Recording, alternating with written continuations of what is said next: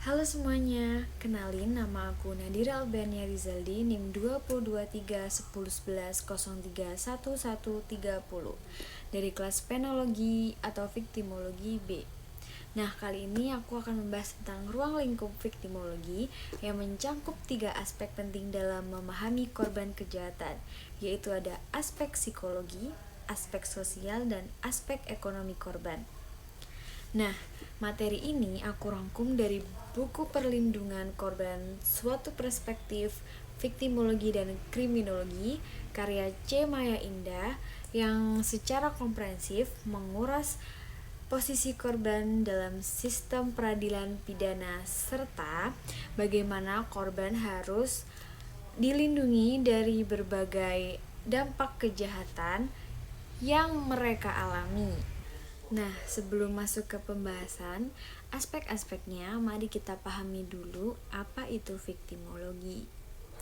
Nah, secara sederhana, viktimologi adalah ilmu yang mempelajari tentang korban, baik korban kejahatan maupun korban akibat kebijakan sosial dan sistem hukum.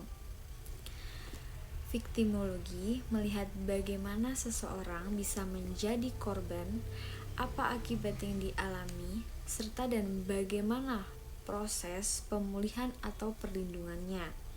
Nah, menurut C. Maya Indah, viktimologi tidak hanya berbicara tentang soal siapa yang menjadi korban, tetapi juga menyoroti dampak luas yang timbul dari suatu tindak kejahatan terhadap korban itu sendiri.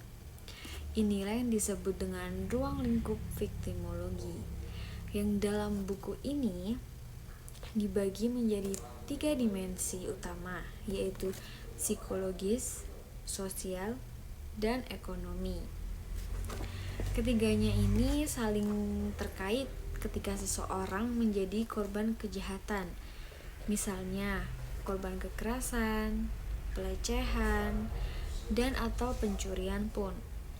Maka, dampak yang dialami tidak hanya menyangkut luka fisik, tetapi juga gangguan mental, perubahan hubungan sosial, dan bahkan kerugian finansial. Nah, kita lanjut. Kita mulai dari yang pertama, yaitu aspek psikologis korban.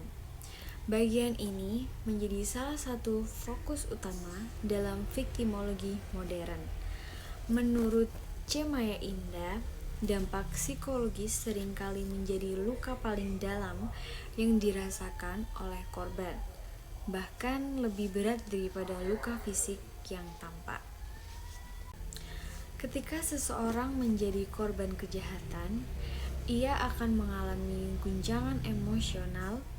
Reaksi pertama yang biasanya muncul adalah syok, ketakutan, rasa tidak aman, dan kebingungan. Pada tahap ini, korban seringkali merasa tidak percaya bahwa kejadian itu benar-benar menimpa dirinya. Ada rasa marah, kecewa, dan bahkan menyalahkan diri sendiri. Setelah fase awal itu terjadi dan sudah berlalu, korban biasanya mengalami gangguan yang lebih serius, seperti kecemasan berlebihan, depresi, atau bahkan post-traumatic stress disorder atau yang kita sebut biasanya PTSD. Misalnya, seseorang korban ini telah terjadi perampokan yang selalu merasa was-was ketika keluar malam, atau korban kekerasan seksual yang terus menghindari tempat-tempat tertentu karena pemicu ingatan traumatisnya seperti tempat-tempat sepi atau kebanyakan ada cowok-cowok di sana. Nah, dari sisi psikologis ini, viktimisasi juga dapat mengubah cara seseorang memandang dirinya dan dunia di sekitarnya. Korban bisa kehilangan rasa percaya diri atau bisa kita sebut PD, merasa tidak berharga, bahkan menarik diri dari lingkungan sosial. Jadi korban itu bisa menjadi introvert secara tiba-tiba. Nah, yang lebih berat lagi, jika sistem peradilan tidak sensitif terhadap kondisi si korban ini, maka proses hukum justru dapat memperburuk trauma korban. Hal ini disebut dengan istilah secondary victimization, yaitu viktimisasi ulang yang terjadi akibat perlakuan aparat media atau masyarakat yang tidak empatik dengan si korban. Nah, oleh karena itu, menurut C. Maya Indah, sangat penting bagi lembaga penegak hukum untuk memahami kondisi psikologis korban. Selanjutnya, proses pemeriksaan seharusnya dilakukan dengan empati, ruangan yang aman atau tertutup, dan dukungan psikologis yang memadai. Nah, jadi beberapa bentuk intervensi yang disarankan antara lain yaitu pendampingan psikologis, terapi trauma, dan pemberian waktu adaptasi sebelum korban dimintai keterangan. Nah, aspek psikologis ini juga menjadi dasar lahirnya layanan rehabilitas korban, baik melalui lembaga sosial maupun lembaga perlindungan saksi dan korban. Tujuannya yaitu agar korban tidak hanya mendapatkan keadilan hukum, tetapi juga pemulihan mental dan rasa aman kembali. Jadi, pada diri korban itu ada namanya safety, seperti itu. Sebagai ilustrasinya, kita bisa melihat kasus kekerasan dalam rumah tangga atau biasa kita sebut KDRT, yang sering terjadi di masyarakat Indonesia. Nah, contoh seorang istri yang menjadi korban kekerasan fisik bukan hanya menderita luka di tubuhnya, tetapi juga merasa takut, malu, dan kehilangan harga diri. Setelah peristiwa itu, ia bisa mengalami trauma berat, takut pulang ke rumah, sulit tidur, bahkan kehilangan semangat hidup. Belum lagi tekanan sosial dari lingkungan di sekitarnya, yang kadang justru menyalahkan korban karena dianggap tidak bisa menjaga rumah tangga, tidak memenuhi kewajiban sebagai istri ataupun suami. Nah, kondisi seperti ini memperlihatkan bahwa trauma psikologis tidak bisa dipisahkan dari dampak sosialnya. Maka, ketika berbicara tentang aspek psikologis korban, kita harus memandangnya secara menyeluruh, seperti bagaimana mental korban terguncang dan apa yang bisa dilakukan untuk menyembuhkan atau membantunya untuk pulih. Nah, sekarang kita masuk ke aspek sosial korban. Korban hidup di dalam masyarakat yang punya nilai, norma, dan pandangan tertentu. Sayangnya, tidak semua masyarakat memiliki cara pandang yang empatik terhadap korban. Akibatnya, banyak korban justru mengalami penolakan dan stigma sosial. Lalu, penulis C. Maya Indah menuliskan bahwa banyak korban kekerasan atau pelecehan seksual di Indonesia mengalami diskriminasi sosial, bahkan dari lingkungan terdekatnya. Mereka dianggap membawa aib, disalahkan karena cara berpakaian atau dihindari oleh orang-orang sekitar. Hal ini menambah penderitaan korban karena mereka kehilangan dukungan sosial yang seharusnya bisa membantu proses pemulihannya. Misalnya, seseorang korban itu telah menjadi korban kekerasan dalam rumah tangga, seringkali dinasihati untuk sabar demi keluarga, kamu harus kuat, bukan untuk mencari keadilan. Atau korban penipuan yang malah diejek karena dianggap kurang hati-hati.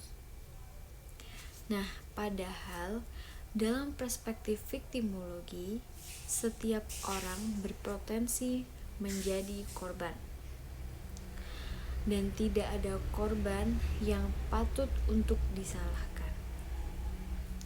Nah, selain itu, aspek sosial juga berkaitan dengan dukungan komunitas dan lembaga sosial, seperti LPSK atau Lembaga Perlindungan Saksi dan Korban, yang mempunyai peran besar dalam memberikan perlindungan, baik fisik maupun sosial. Nah, melalui lembaga ini atau LPSK, korban bisa mendapatkan pendampingan hukum, perlindungan identitas, serta dukungan sosial untuk menghindari stigma dan ancaman. Aspek sosial ini sering berhubungan erat dengan aspek psikologis. Ketika korban dikucilkan oleh lingkungan sosialnya, maka beban psikologisnya otomatis semakin berat. Sebaliknya, ketika masyarakat memberikan dukungan dan empati, pemulihan psikologis korban bisa berlangsung dengan cepat. Karena itu, masyarakat punya peran penting dalam proses pemulihan. Kita bisa mulai dari hal-hal kecil, misalnya tidak menghakimi korban, memberikan ruang aman untuk bercerita, atau sekedar kepedulian. Nah, itu semua sangat berarti bagi korban yang sedang berjuang untuk pulih. Nah, sekarang kita bahas aspek ekonomi korban yang seringkali menjadi dampak nyata setelah peristiwa kejahatan. Nah, menurut C. Maya Indah, kerugian ekonomi korban bisa berbentuk langsung maupun tidak langsung. Kerugian langsung, contohnya kehilangan harta benda, biaya pengobatan, atau kehilangan pekerjaan. Sementara itu, untuk kerugian tidak langsung meliputi hilangnya produktivitas, reputasi usaha, atau peluang kerja pada diri korban. Nah, sebagai contoh, korban kecelakaan akibat kelalaian orang lain mungkin harus menjalani perawatan panjang dan kehilangan penghasilan selama masa pulih itu yang berbulan-bulan. Atau korban penipuan online yang kehilangan seluruh tabungan hingga harus berutang untuk bertahan hidup. Nah, disinilah konsep restitusi dan kompensasi menjadi penting. Dalam buku perlindungan korban ini dijelaskan bahwa restitusi adalah ganti kerugian yang dibayarkan oleh pelaku kepada korban, sedangkan kompensasi diberikan oleh negara ketika pelaku tidak mampu membayar. Sayangnya, di dalam praktek di Indonesia, mekanisme ini masih jarang diterapkan.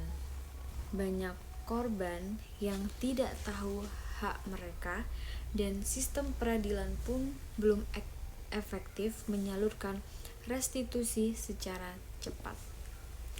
Nah, akibatnya korban harus menanggung beban ekonomi itu sendiri. Lalu, oleh karena itu, negara perlu memperkuat sistem bantuan ekonomi bagi korban seperti program rehabilitasi kerja, pelatihan keterampilan, atau jaminan sosial sementara. Pendekatan ini sejalan dengan prinsip keadilan restoratif, di mana tujuan hukum bukan hanya menghukum pelaku, tetapi juga memulihkan keseimbangan antara korban dan masyarakat. Nah, sebagai contoh, dalam beberapa kasus kecelakaan lalu lintas di Indonesia, keluarga korban kehilangan tulang punggung ekonomi. Namun, dengan adanya bantuan dari pemerintah daerah dan lembaga sosial, mereka bisa mendapat pelatihan wirausaha dan modal kerja. Nah, langkah-langkah kecil seperti inilah yang sebenarnya bentuk nyata penerapan aspek ekonomi dalam pelindungan korban. Nah, dari ketiga aspek tadi, seperti psikologis, sosial, dan ekonomi, kita bisa melihat bahwa viktimologi bukan hanya teori tentang korban, tapi tentang juga kemanusiaan. Korban kejahatan bukan sekedar pihak yang dirugikan, tetapi manusia yang sedang berjuang untuk pulih. Buku ini, C. Maya Indah, mengingatkan kita bahwa perlindungan korban harus holistik atau mencangkup pemulihan mental, penerimaan sosial, dan kestabilan ekonomi. Tanpa itu semua, keadilan hanya menjadi formalitas di atas kertas. Nah, sebagai mahasiswa hukum, kita punya tanggung jawab moral untuk memahami sisi manusiawi dari hukum pidana itu sendiri. Karena keadilan sejati bukan hanya ketika pelaku dihukum, tapi ketika korban merasa didengar, diterima, dan bisa kembali menata hidupnya. Nah, semoga apa yang sudah saya bahas di sini bisa membuka pandangan kita semua bahwa hukum tidak berhenti pada putusan, tapi harus berjalan dalam proses pemulihan korban. Terima kasih. Semoga bermanfaat. Mohon maaf apabila ada kesalahan kata. Terima kasih. Wassalamualaikum warahmatullahi wabarakatuh.